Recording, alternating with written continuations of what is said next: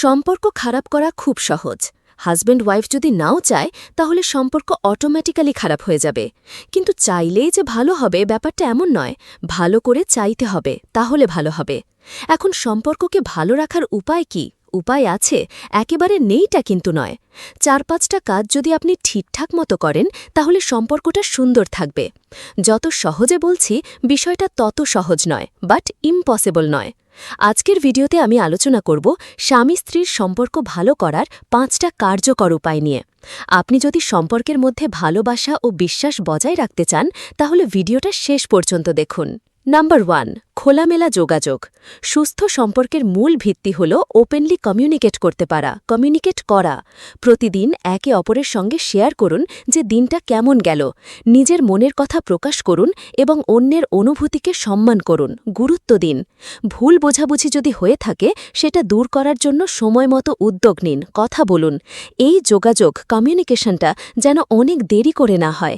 একটা কথাই আছে যে এটা 24 ঘন্টা যেন পার না হয়, বিশেষ করে এক রাত যেন পার না হয়। রাতের মধ্যেই যেন এটা রিজলভ হয়ে যায়। নাম্বার 2, পারস্পরিক সম্মান দেখানো। সম্মান ছাড়া কোনো সম্পর্ক টিকে না। একটা সম্পর্কের মূল ভিত্তি দুজনের প্রতি দুজন শ্রদ্ধাশীল থাকবে, দুজন দুজনকে সম্মানের চোখে দেখবে, সম্মান করবে এবং সেজন্য একজনের মতামতকে আরেকজন গুরুত্ব দেবে। আবার একজনের স্বাধীনতা আরেকজন অগ্রাহ্য করবে না। ঝগড়ার সময় অশ্রাব্য ভাষায় গালিগালাজ করাটা খুবই ক্ষতিকর। সেক্ষেত্রে দুজন সংযত থাকা দরকার এবং সম্মানসূচক বাক্যের বাইরে যাওয়া উচিত নয়। একে অপরকে তুচ্ছ-তাচ্ছিল্য করা, যত গার্বেজ আছে সব বলা, ছোট করে কথা বলা, বাপমা তুলে কথা বলা, এগুলো পুরো অনুচিত।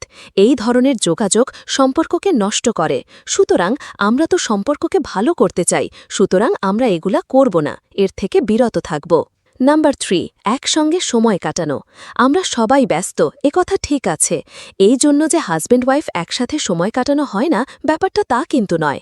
একজন আরেকজনের প্রতি বিরক্তিতে তাকায় না।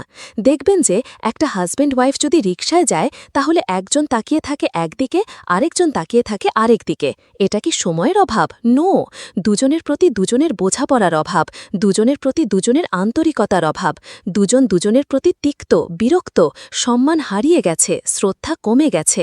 এই শ্রদ্ধা যদি কমে যায় এটা রিপেয়ার করা টাফ। বাট একসাথে পথ চলতে হলে সম্মানটা বজায় রাখতে হবে। সম্মান যেন না যায় সেদিকে নজর দিতে হবে। একবার গেলে তো গেল। সুতরাং দাম্পত্য জীবন শুরু হওয়ার প্রথম থেকেই এই দিকটা খেয়াল করা দরকার, যেন সম্মান দুজনের প্রতি দুজনের থাকে, অশ্রদ্ধা ভের না করে, তাহলে সম্পর্ক শেষ। যেখানে সম্মানের কারণে অশ্রদ্ধা প্রকাশ করার কারণে সম্পর্ক শেষের দিকে চলে যায় সেখানে একসঙ্গে সময় কাটানো কঠিন হয়। কিন্তু দুজনের সম্পর্ককে রিনিউ করার জন্য, দুজনের সম্পর্ককে সুন্দর রাখার জন্য একসঙ্গে সময় কাটানো খুব দরকার। এটা যদি 1 ঘন্টা হয়, 2 ঘন্টা হয়, আধা ঘন্টা হয়, একসঙ্গে বসে গল্প করা, অনুভূতি শেয়ার করা, অভিজ্ঞতা শেয়ার করা, আলোচনা করা, এটা একটা হেলদি সম্পর্কের বহিঃপ্রকাশ। কিন্তু সেটা না করা গেলেই বিপদ। সম্পর্ককে ভালো রাখতে হলে নিজেদের একান্তে কিছু সময় দরকার। সেটা দুজন একসাথে 1 কাপ চা খেলেও একসাথে ঘন্টার পর ঘন্টা থাকতে হবে, it is not like that, সেটাও পারা যায় না। কিন্তু ইফেক্টিভ টাইম কাটানো, মূল্যবান সময় কাটানো, নিরবিচ্ছিন্ন একটু আবেগীয় সময় কাটানো, দ্যাট ইজ ইম্পর্ট্যান্ট। এবং এক্ষেত্রে একটা কথা বলা দরকার, এই যে দুজনের সময় কাটানো কিছুটা সময়, এক্ষেত্রে মোবাইল ফোন একটা বড় বিপজ্জনক জিনিস। মোবাইল ফোন থেকে যদি দূরে থাকা যায় it is fantastic. Mobile phone দূরে রাখুন, দুজন